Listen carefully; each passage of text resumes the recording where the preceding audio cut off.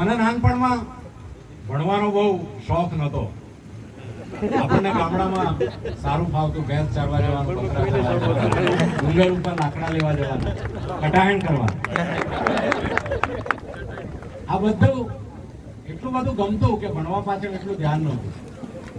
મારું 7 ધોરણ સુધીનું શિક્ષણ ટોરડા પ્રાથમિક શાળામાં, પ્રાઇમરી શાળા ટોરડા, ત્યાં અભ્યાસ કર્યો અને 1979-80 ની અંદર પપ્પા કપડો મામલતદાર થયા. પછી પરિવાર તો જોડે જોઈએ અધિકારીને, એકલા તો કામ કરાય નહીં, એટલે આખો પરિવાર અમારો ઉપાડ્યો વાવડિયાથી કપડો. એ વખતે મને જેટલું દુઃખ થયું હતું એટલું દુઃખ જીવનમાં ક્યારે નથી. મારી શાળા છોડવાનું, મારું ગામ છોડવાનું અને મારી પ્રાથમિક શાળાના શિક્ષકોને છોડવાનું જે દુઃખ મને એ વખતે થયું હતું એવું ક્યારેય થયું નથી. કપડવંજમાં ગયા પછી આપણને બીજા શોખ ચડ્યા, ક્રિકેટ રમવાના અને પિક્ચર જોવાના. પપ્પા મામલતદાર એટલે પિક્ચરમાં પૈસા તો આપવાના હોય ને, ટિકિટ એમને મળી જાય. અને ક્રિકેટનો શોખ પહેલાથી હતો, ક્રિકેટ રમવાનું ચાલુ કર્યું ધીમે ધીમે 10મા ધોરણમાં. દરેક મા બાપને એક અપેક્ષા હોય છે, દરેક મા બાપની એક ઈચ્છા હોય કે પોતાનું સંતાન મોટું થઈને કંઈક હાંસલ કરે, કંઈક પ્રાપ્ત કરે, ડોક્ટર બને, એન્જિનિયર બને. મારા પપ્પાના મનમાં પણ આવી તીવ્ર ઈચ્છા હતી. એક તો ઓફિસર હતા, બધા આઈએએસ ઓફિસર સાથે મળવાનું, આઈપીએસ ઓફિસર જોડે મળવાનું, મોટા મોટા ડોક્ટર, એન્જિનિયર, આઈઆઈએમ સ્ટુડન્ટને મળવાનું, ડિગ્રી ધારકોને મળવાનું. એટલે મારા પપ્પાને પણ એવી ઈચ્છા હતી કે મારો દીકરો પણ ડોક્ટર કે એન્જિનિયર બનવો જોઈએ. એટલે મને 10મા સાયન્સમાં મૂક્યો. 10મા સાયન્સમાં મૂક્યો ખરો, પણ આપણી આ મોજ શોખના કારણે મારું ગણિત ખૂબ નબળું.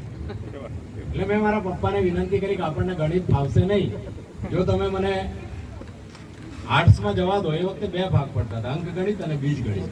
તો વધારે સારું રહેશે, હું રિઝલ્ટ આપી શકીશ.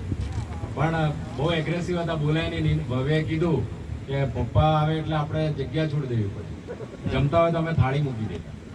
તો એમણે કીધું કે નહીં, ગમે તે થાય ડોક્ટર અને એન્જિનિયર જ બનવાનું છે. 10માની પરીક્ષા આવી ગઈ, તૈયારી કરી.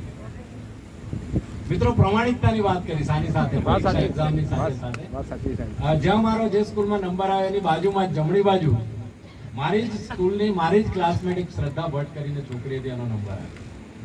એટલે ગણિતનું પેપર જયારે આવ્યું ત્યારે મનમાં જે એક ચોર હોય છે એ સળવળ્યો અને એવું થયું કે ચોરી કરી. પણ પછી એ વખતે પ્રમાણિકતા, નિષ્ઠા અને માપદંડો ખૂબ ઊંચા હતા. એટલે મને થયું કે ચોરી નથી કરવી. જો કદાચ મેં શ્રદ્ધા ભટ્ટને પૂછ્યું, મારી ક્લાસમેટ હતી, પહેલા છોકરા છોકરીઓ ભલે એક ક્લાસમાં ભણતા હોય પણ એકબીજાને વાત કરવાથી દૂર રહેતા, ઓળખતા હોય પણ એકબીજા સાથે અત્યારે ના માહોલમાં જે રીતે વાતચીત કરી રીતે વાતચીત ના કરી શકે. પણ મારી ક્લાસમેટ હતી ને મેં એને જો પૂછ્યું હતું તો કદાચ 10-15 માર્કનું ગણિતનું ખાલી જગ્યા કે પ્રમેય કે અવયવ મને બતાવી દે. મારી આ હિંમત ના થઈ અને પરીક્ષા આપી દીધી. 10માનું રિઝલ્ટ આવ્યું. 10માનું રિઝલ્ટ આવ્યું એટલે મિત્રો હું 10મા ધોરણમાં નપાસ થયો.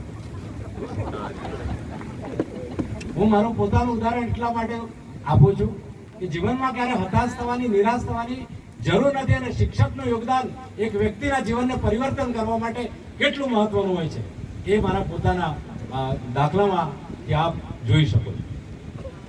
પપ્પાના ઓફિસમાં પણ ઘણા બધા જે ક્લાર્ક હતા, પટાવાળા હતા, એમના દીકરા દીકરીઓ પણ 10મા ધોરણમાં ભણતા હતા. અનફોર્ચ્યુનેટલી થયું કે બધા પાસ થઈ ગયા અને હું એક જ પાસ. બધા પેંડા લઈ લઈને આવે અને પેંડા ખવડાવે એને ત્યાં મળે એટલે પૂછે, ખબર હતી બધાને કે બાબાભાઈ પણ 10મામાં હતા. પેંડા ખવડાવતા જાય, મારા પપ્પાને કે બાબાભાઈ નું શું થયું? બાબાભાઈ ફેલ. કદાચ આખો દિવસ આવી રીતે ગયો હશે અને આપણને ખબર હતી સાંજે શું થવાનું. અત્યારે મારી સિસ્ટર અહીંયા બેઠી જ છે, એ બી શિક્ષિકા છે, નીલમ ભાઈ. આ બાજુ પાછળ જે પણ શિક્ષક છે, નીલરોય, બરાબર છે. બધા હતા ને એ લોકોને પણ માહોલથી ખબર પડી ગઈ કે આજે કઈક તુફાન આવવાનું. પપ્પા ઘરે આવ્યા પછી જે બેટ ને જે બી લાકડી વાકડી મળી એનાથી માર પડ્યો. અને મિત્રો, સૌથી મોટી વાત એ હતી કે મારા પપ્પાએ મને કીધું કે get out of the home, અને ઘરેથી મને કાઢી દીધો. આજના સમયમાં કોણ મા બાપ એવા છે કે પોતાનું સંતાન 10મા ધોરણમાં ભણતું હોય અને નપાસ થાય અને એને એમ કે ઘરની બહાર નીકળી જાય? 1 કલાક 2 કલાક માટે નહીં, કાયમ માટે. એટલે મને પણ થયું કે આ બહુ બેસ્ટ મોકો છે.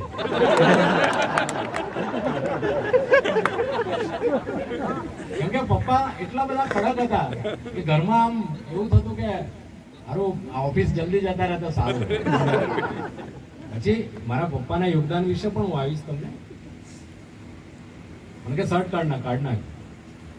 પછી આપણી આબરૂ હતી સોસાયટીમાં ત્રિવેણી, શર્ટ વગર તો બહાર ના જાય. બારીમાંથી મમ્મીને કીધું કે શર્ટ આપને થોડા પૈસાની વ્યવસ્થા કરી આપતો, આપણે બીજે ક્યાંક આશરો લેવા માટે ટ્રાય કરીશું. મમ્મીએ શર્ટ ને બધું આપ્યું, 30 રૂપિયા આપ્યા. એ વખતે અડધી ટિકિટ ચાલતી હતી. હવે જવું ક્યાં? ટ્રાફિક પોલીસની છત્રી હતી અમારા ત્રિવેણી પાર્કની સામે. કપડવંજ ક્યારેક જાઓ 3 રસ્તા પાસે ટ્રાફિક પોલીસની છત્રી જોઈ.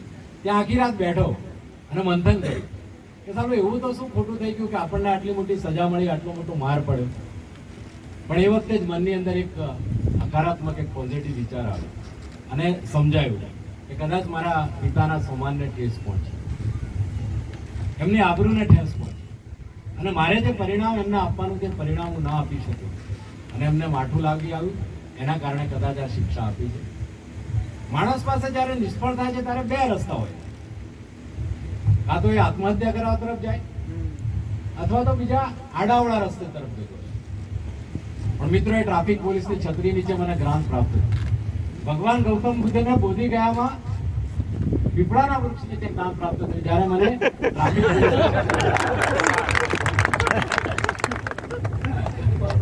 અને વહેલી સવારે 5 વાગે બસમાં બેસી અને મારા કાકા બધા ક્લાસ 1 ઓફિસર હતા, બધા જ, અને સેક્ટર 9માં બધા રહેતા હતા. હું ત્યાં ગયો, પણ ત્યાં પણ મારા ફાધરનો એટલો બધો પ્રભાવ, અને પહેલાથી કહી દીધું કે જો તે આને રાખ્યો તો આપણે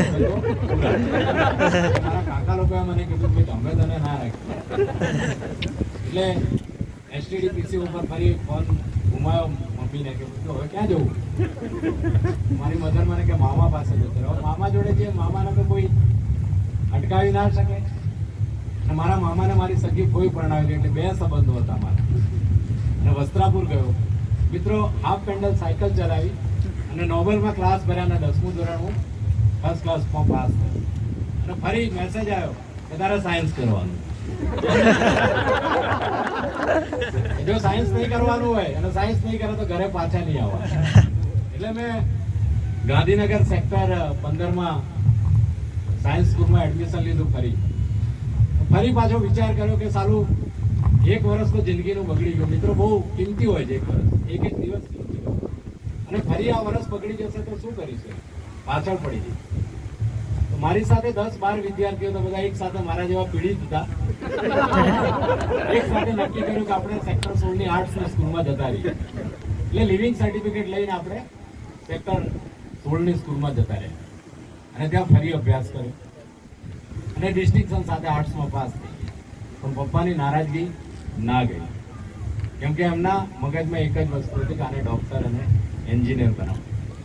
આ સમયગાળા દરમિયાન મારા જીવનને પ્રત્યેક સ્ટેજ ઉપર આગળ વધારવા માટે, મારા આત્મવિશ્વાસમાં વધારો કરવા માટે, દરેક નિષ્ફળ સમયે મને મદદ કરવા માટે કોણ ઊભું હતું? શિક્ષકો. એ શિક્ષકોનું આજે ઋણ સ્વીકાર કરું. તમામ મારા પ્રાથમિક શિક્ષણથી માંડીને મને હાયર સેકન્ડરી સુધી જે એજ્યુકેશન આપ્યું એ તમામ પ્રાથમિક શિક્ષકોનો હું આજે ઋણ સ્વીકાર કરું છું. આજે તમે પણ તમારા પ્રાથમિક શિક્ષકોને યાદ કરજો અને એમનું ઋણ સ્વીકાર કરજો, કેમ કે આપણા જીવનના બદલાવમાં એમણે સૌથી મોટો ફાળો આપ્યો. આપણને આપણા કોલેજના પ્રોફેસરોના નામ યાદ નથી હોતા, પણ આપણી પ્રાથમિક શાળાના શિક્ષકોના નામ હજી પણ યાદ હશે. કેમ કે પ્રાથમિક શાળાનો શિક્ષક એ બાળકના શરીરની અંદર એનો આત્મા રેડે, એનો સ્નેહ રેડે છે, એની લાગણી રેડે છે, એનું સિંચન કરે છે. બેને કહ્યું કે એક તો છોડ હોય છે, પૂરી સ્લેટ હોય છે, અક્ષર પાડવાનું કામ કરે છે શિક્ષક. એક વ્યક્તિને તમે કેજીમાં મૂકી દો છો, પૂરી સ્લેટ જુઓ, રડતું બાળક આવે છે, રડતા બાળકના જીવનની કેડી કંડારવાનું કામ કોણ કરે છે? શિક્ષક. શિક્ષક એ કોઈ નાની વ્યક્તિ નથી અને તમારા જીવનમાં ક્યારે એવું નહીં સમજવાનું કે શિક્ષક એ બીજા કરતા ઉત્તર. શિક્ષક એક એવા પ્રકારનું કેરેક્ટર છે, મલ્ટી ટેલેન્ટ કેરેક્ટર. શિક્ષક એટલા માટે જ શિક્ષકને મલ્ટીટાસ્ક સોંપવામાં આવે. તમને બધાને ખબર જ છે, ઇલેક્શન આવે તો શિક્ષક લોકશાહીનો એન્જિન બની જાય, કોવિડ આવે તો શિક્ષક ડોક્ટર બની જાય, બાળકોને નૃત્ય શીખવાડવાનું હોય તો શિક્ષક કોરિયોગ્રાફર બની જાય, પ્રવાસમાં બાળકોને લઈ જાય તો શિક્ષક ગાઈડ બની જાય, સર્વે કરવાનું આવે તો શિક્ષક રેવન્યુ ઓફિસર બની જાય. શિક્ષક માં છે, શિક્ષક બાપ છે, શિક્ષક ભાઈ છે, શિક્ષક બહેન છે, શિક્ષક પ્રેમ છે. એટલા માટે એ શ્રેષ્ઠ વ્યક્તિનું નિર્માણ કરી શકે. તો મિત્રો, આ શિક્ષકોના સહારે આગળ વધ્યો. જીપીએસસી ની પરીક્ષા આપી, ફોર્ચ્યુનેટલી જે વખતે ગ્રેજ્યુએટ થયો એ જ વર્ષે પરીક્ષા આવી અને આ પરીક્ષા પાસ કરી. મારા પપ્પાને ત્યાં સુધી વિશ્વાસ નહોતો કે આ ખરેખર પાસ થયો છે. બોર્ડ ઉપર જોઈ આવો, ગપ્પો તો નથી મારતો. જીપીએસસીના બોર્ડ ઉપર મારા પીડી અસારી કાકા હતા, એ જોવા આવ્યા અને જે 4 સીટો હતી એ 4 સીટોની અંદર હું પ્રથમ ક્રમાંકે પાસ થયેલો. તો મિત્રો, એ રીતે ડીવાયએસપી બન્યો. ત્યાર પછી ખૂબ મહેનત કરી ડિપાર્ટમેન્ટની અંદર, દરેક એક્ઝિક્યુટિવ પોસ્ટિંગ મેળવે, ત્યાં સુધી ડીઆઈજી થયો, ત્યાં સુધી રાષ્ટ્રપતિ મેડલ મળ્યો, દરેક વસ્તુ. પણ મારા ફાધરને સંતોષ ના થયો એટલે મેં મારી દીકરીને ભણાવી અને મેં કીધું આ તારે ડોક્ટર થવું પડે. અને આજે ભણાઈ ગણાઈને હમણાં 1 જ મહિનો થયો છે, કરમસદ મેડિકલમાં આરજી MBBS ના ફર્સ્ટ યરમાં એડમિશન લીધું છે. હવે મારા પપ્પા ખુશ છે. અમારા આખા ખાનદાનમાં કોઈ ડોક્ટર નથી. અમારું જે અસારી પરિવાર છે એમાં કોઈ ડોક્ટર નથી. અને પહેલી આરજી MBBS બનવા જઈ રહી છે ત્યારે જે મારા પિતાની ઈચ્છાઓ હતી, જે હું પૂરી ના કરી શક્યો, મારા સંતાને પૂરી કરી છે. અને આ તમામ બાબતોમાં શિક્ષકોનું યોગદાન હંમેશા ખૂબ મહત્વનું અને મોટું રહ્યું છે. શિક્ષક ધારે તે કરી શકે છે. શિક્ષક સમાજમાં પરિવર્તન લાવવાનું મુખ્ય માધ્યમ છે.